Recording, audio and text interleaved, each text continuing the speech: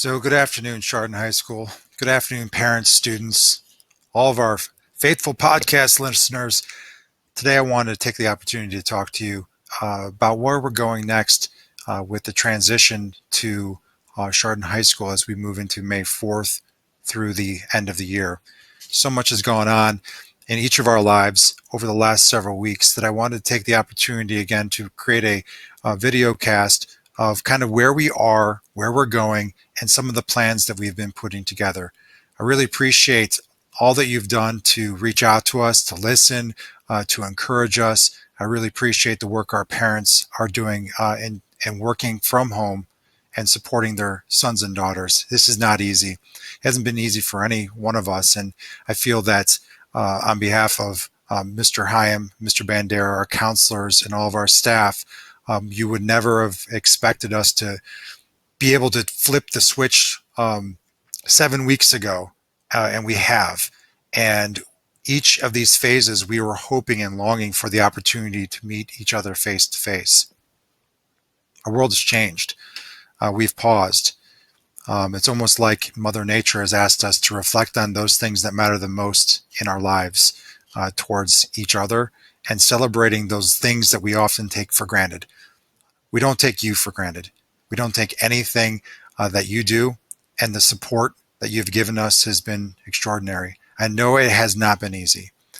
So for the next several weeks, I want to explain to you what it means to be a Chardon High School student and what are some of the expectations, timelines, and events that we have prepared for. So since March 17th, we've been working online and we've been sharing with you through this document the types of ways that we have instructed our teachers to post information and ways in which students could access their information. I've also used it as an opportunity for each of you to know the schedule that we were running at the high school. For the students, it's second nature. For our parents, you're saying, what does this mean? Well, it's really for our students to understand which day it is because each day has certain classes on it. So as we transition into the third phase of the governor's decree towards closing of schools, I wanted to explain to you part of our schedule. As we transition into May 4th, we are going to be conducting a Black Day schedule for our students. And much like we've discussed before, our students can access their teacher's information through the previous document to see what is needed on Google Classroom and or the means in which the teacher is using. From there, they're able to see if it's a Google Meet, if it's asynchronous meeting or a synchronous meeting for their work. And at this point, as we transition into May, I've asked all of our teachers, okay, it's time to pump the brakes. A lot of our students are getting anxious with this. We want to continue the continuum of learning, but the continuum of learning could be log jammed for some of our students. So coming through the week of May 4th through the 8th, we are running our regular schedules of a black schedule, a red schedule, a black schedule, a red schedule, and a white schedule to meet with all of our teachers. Each of those days we have been running for the last 2 weeks. What's really important that I want to articulate for all of our students is that your teachers are available to you during those hours. And it's really important that all of our students make the effort to go inside of those classrooms so they don't get behind. Later on in this communication, I'm going to articulate what it means for grading practices. But if you're not in the actual classrooms, it's very hard for our teachers to know where you are and what you need. What's really important for our seniors is that May 8th is your last day of new instruction, meaning there's nothing new after May 8th for you seniors. It's really important that we finalize things and you have the opportunity to make up things with your teachers and they can help you through that process because we have so many things to look forward to. So May 8th, that is your last day for senior content and it is posted here. We're asking that seniors are able to get their work submitted no later than May 13th. Again, I'll explain why here shortly. Now, as we transition into the following week for all of our other students, our teachers are going to have a schedule set up, much like the last several weeks, where if you note, they are going to have office hours available. The teachers are going to be available. They are asked to provide no new homework, no new assignments at this time. There are plenty of things out there that students have to continue to complete, to make up, to redo, to resubmit, that we need the time so that the teachers can be readily available. Our students can go and meet those teachers, and we can really start to target any of those missing things that are out there for the rest of our students. So some of our teachers might have something posted on May 8th as our last instruction day. It might not be due for one more week, and you might have meetings with that. Our teachers are going to be using that time also to, and have already used that time to work with our AP students from today's date, April 27th, all the way to the first test on May 11th. They're working with our AP students. But I've asked our teachers to start to really pump the brakes because they've done such a great job in continuing the learning process, but it's getting a little overwhelming for some of our students that might have been behind because of internet connections, or lack of internet connection, and or lack of availability during those times. So May 8th, last day for new instruction for our seniors, last day of school for our seniors. And everyone else, come May 11th through the duration of the school year, your teachers are setting up office hours for you to have one-on-one meetings or 4-to-1 meetings to make sure that you can get your work done by the final date of our semester. Now, if we were in a regular schedule, regular school year, that would have been the regular time that our seniors would have been done anyway. So there's nothing different here.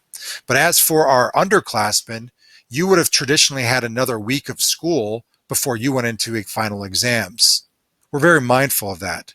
And since there are no new exams this year, we're going to use that time so that there's no new work assigned, and your teachers can just target the things that have been assigned and help you through that process through the duration of our academic calendar.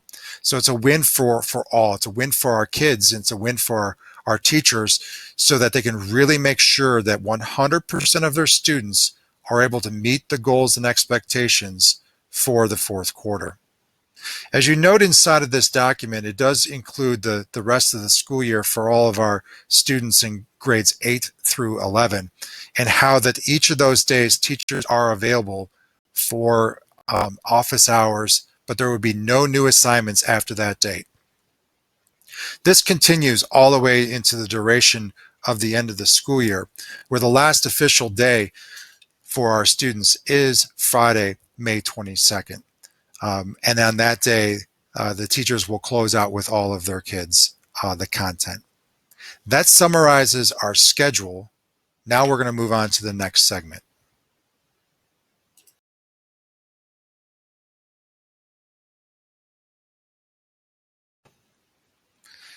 As we begin to talk about some of the events that many of our students were longing for, it's important for me to take the opportunity to reiterate the governor's decision, along with the executive director of OHSAA, Jerry Snodgrass, when they determined that it was not in the best interest for our students to continue with the spring season, that they only did preseason for.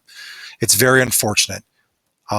Personally, it has impacted me not only in my own household, but this is the season in which I have coached for over 13 years.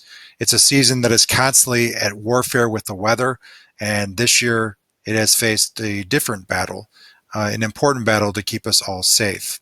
And although it's not fair and it doesn't seem right, we're going to try to make everything right for our spring sport athletes. First thing is, for those that have paid for those sports, Deb Armbruster has put together a communication that is placed inside of this communication on how to be reimbursed for the season. This was sent directly to you, and it was placed inside of here to help facilitate that information. Second, Winter Sports Awards. Since we did not have the opportunity for all of our programs to do these things face to face, we want to make sure that our students are receiving their awards. Our seniors will receive their awards first as we do cap and gown pickup, and as we certainly continue on with Chromebook collection. We will make certain that our students receive their awards first winter, then later on in the month of May, we will focus on spring. Those coaches that can create virtual sessions with their athletes certainly have the ability to do so, and we're encouraging them to do so. And although we are unable to do spring sports awards, like meet the toppers or watch all of the home runs and goals and records happening on the track, we are able to celebrate the many accomplishments that our coaches put in the preseason, and we want to recommend for all of our athletes to be awarded for their work that was cut shortly. So Mr. Snyder and I have talked, and he has been in many meetings throughout the state in regarding to OHSA and athletic directors meetings.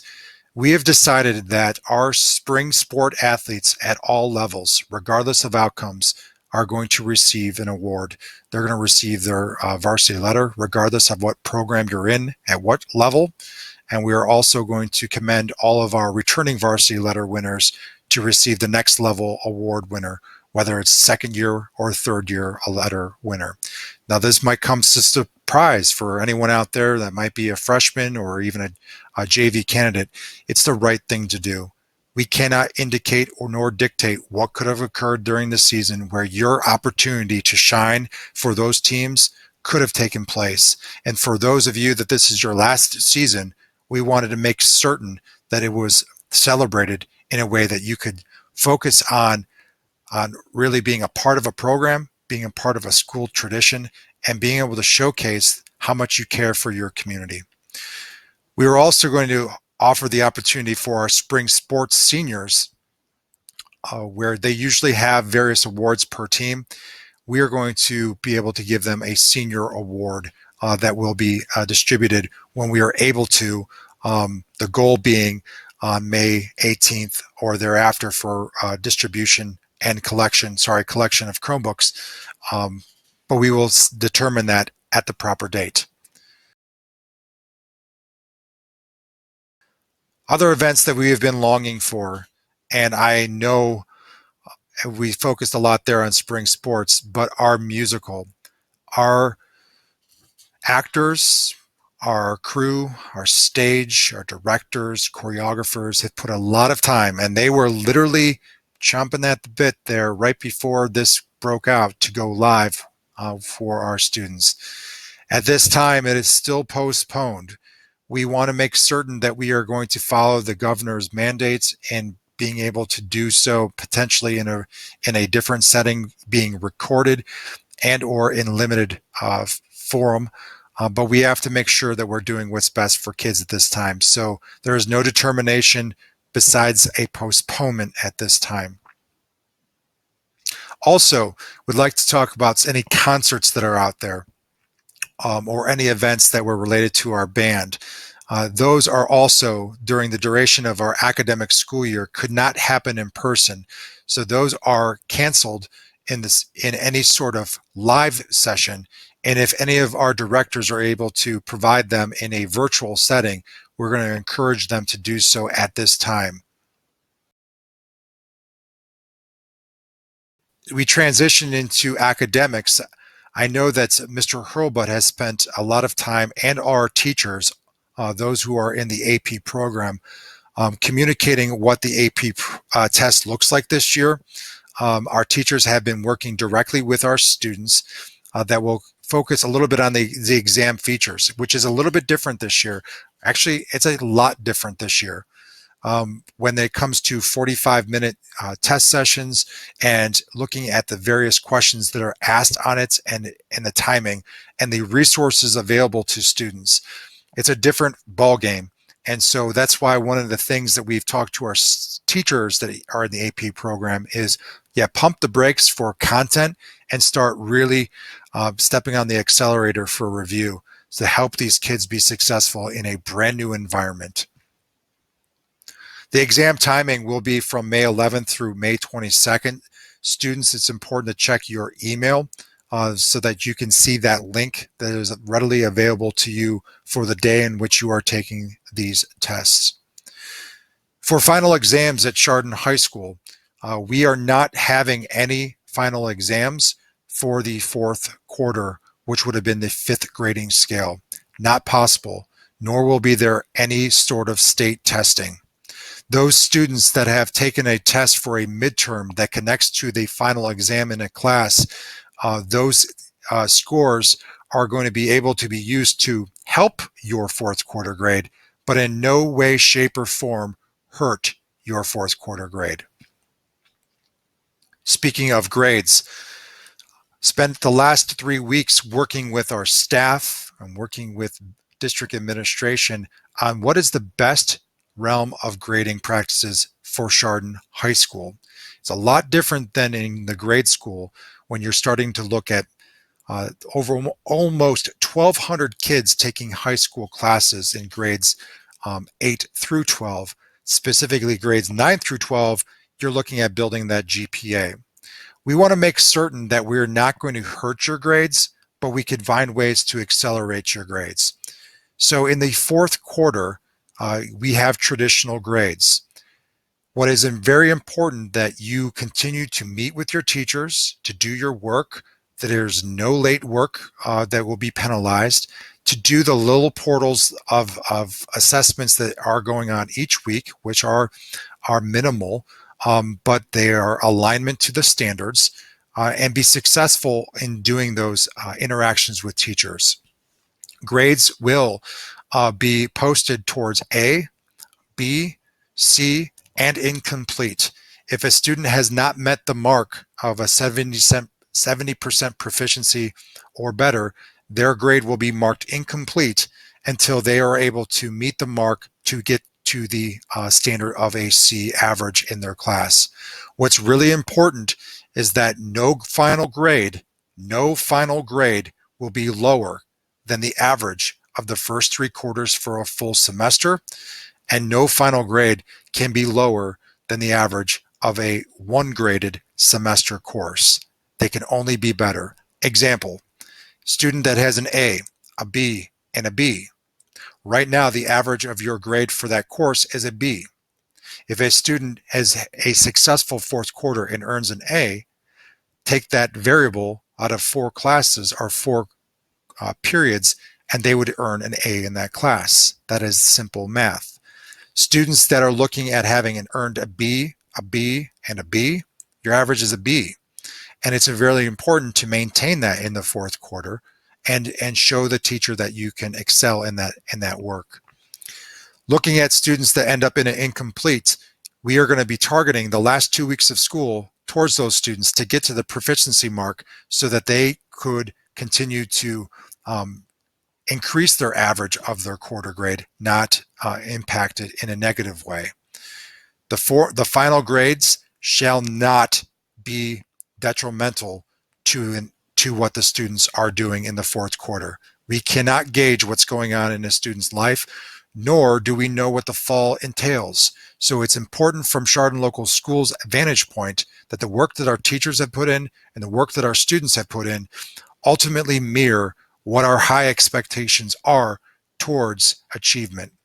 We shall not hurt students' grades, only find ways to keep them at the average or to increase them to a higher standard. When it comes to Chromebook collections and locker cleanouts, this is a very important topic that we are going to be discussing at length with students come May 4th. Why May 4th? We must listen to not only Dr. Hanlon and the board, but we also have to hear what the phase 1 plan of Governor DeWine is. From that, we will communicate to our students, as we already have in a Google form that Mr. Bandera sent out, to be able to create a system where students would be able to come in wearing protective equipment, wearing face masks, and be able to go to their locker and put closure to their year. Those details will follow in a very comprehensive communication, and it is not important that I discuss it at this time.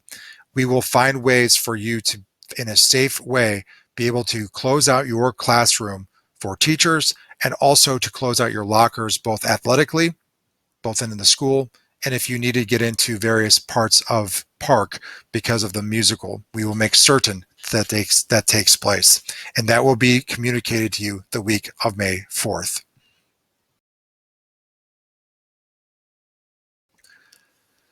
For our junior and senior prom, at this time, we are now moving into phase 2 of the plan. Phase 2 of the plan is the makeup date scheduled for July 10th. We know that the governor will not allow us to meet in a personal way on May 16th, so we are moving to the July 10th date, knowing that any day in the month of May and or June, the governor might not give us the parameters that would allow us to have this event, and we have to prepare for that.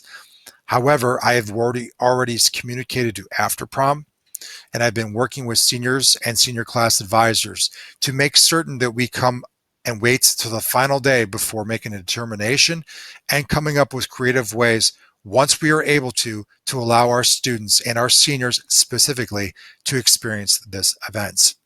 One way that I'm going to share this with you is through this virtual prom live. It gives students across the nation the opportunity to have a night for prom where they can dress up if they choose to listen to both national and regional DJs play school appropriate music and have fun as they interact with others. This is not a Chardon High School event. This is an event that we are expressing that you can go to and register for, but it is not something we are putting on. This is being put on through the National Association of Principals, and is a great opportunity for a night for our students.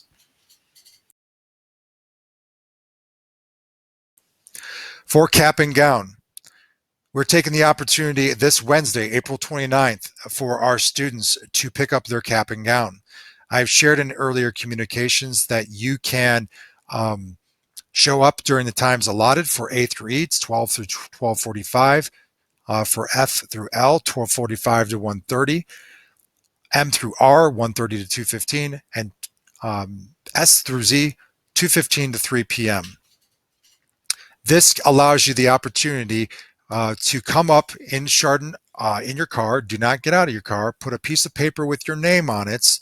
It will be raining, so we can radio each other who's here to get your cap and gown and to also get you any of your winter awards that you might have earned at that time. That cap and gown, really important at this time. We're asking you to make sure that it's ready to go because we don't know the date and time in which we can actually meet in person. But it is an opportunity for you to take pictures with it with your family. And again, we're working on a way with our city to see if we can create an opportunity for you to get your photos taken in person.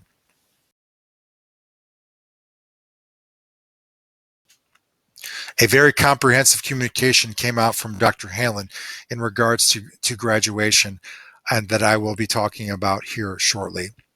I've already discussed you valedictorian and salutatorian status. That has been already decided by the end of the first semester. So congratulations to those students that have earned that mark of a 4.0 during the duration of their entire high school academic experience. Senior awards are still going to take place on May 14th at 6 p.m. in a virtual setting. We will send you out the link once it is confirmed. Senior Baccalaureate, our students are still working on that. This is a student-oriented event. It is not a Chardon High School planned event. We certainly help facilitate and help them get all the things they need, but our seniors put on this event. Senior Picnic. At this time, it is unfortunate that we are going to have to cancel the senior picnic. There's no way that we will be able to follow the alignment of DeWine's plans by the time graduation commences. And this event will have to be driven by After Prom in or later than July if we are able to create this opportunity for our seniors. Now it comes to the most important thing that I want to talk to you about with our senior class.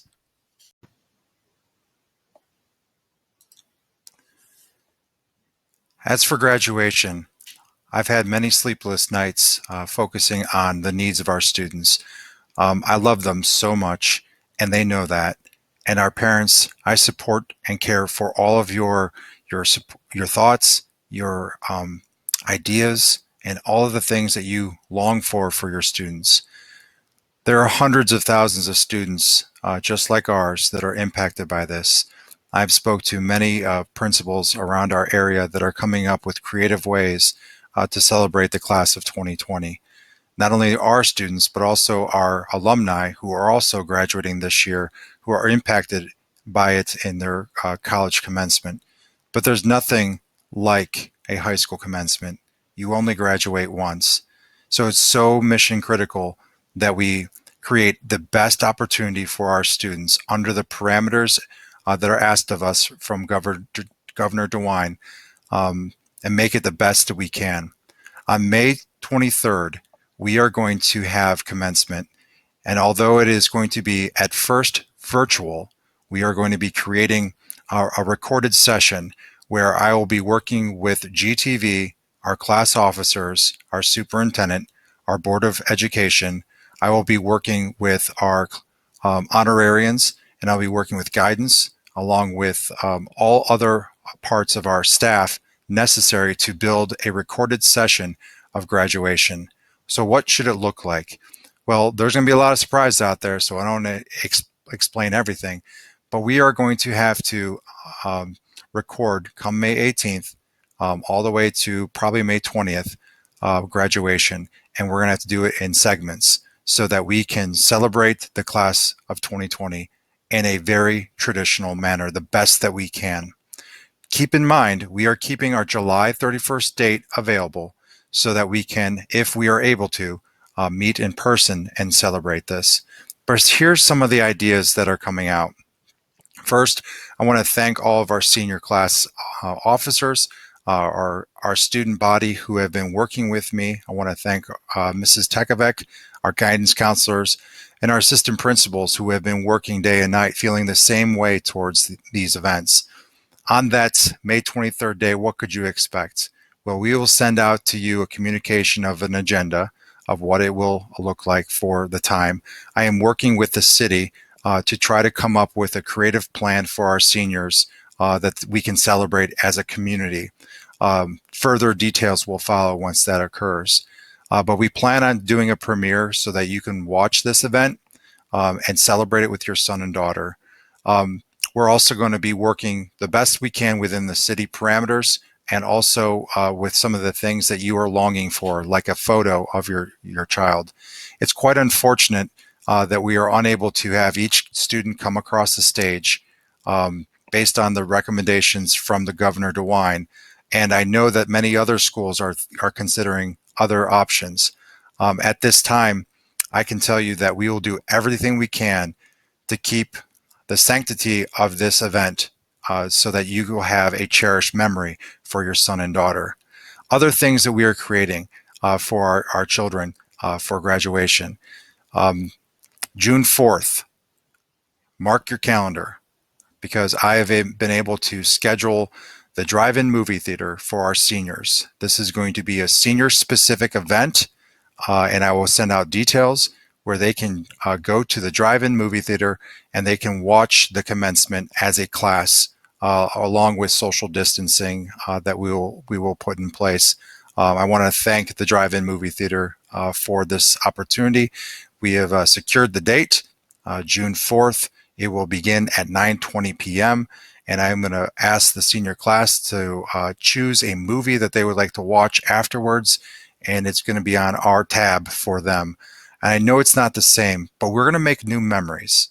We're going to celebrate new experiences for our students. And the goal and the hope, and we all pray that we will be able to meet again on July 31st and be able to celebrate this class the proper way.